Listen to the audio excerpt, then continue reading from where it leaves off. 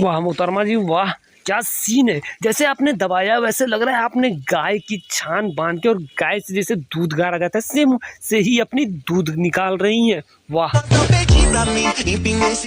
ये क्या मोहतरमा जी, दूध निकालने के बाद आपके गांड के पीछे कोई पिस्तौल चिपका दिया है।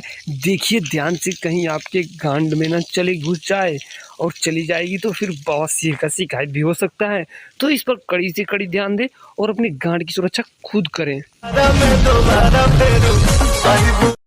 मोहतरमा जी आपसे हाथ जोड़कर निवेदन है कि आपका वीडियो देखते हैं, आपका वीडियो क्वालिटी में नहीं आ रहा है, तो एक काम करिए, जो आपका ये दूध है ना, इस दूध को कोई दुकान पे बांध दीजिए और उसको बेच के कोई अच्छा सा कैमरा वाला फ़ोन ले लीजिए और उससे वीडियो बनाइए। फिर हमको भी आनंद आएगा और आपको भी मज़ा आएगा।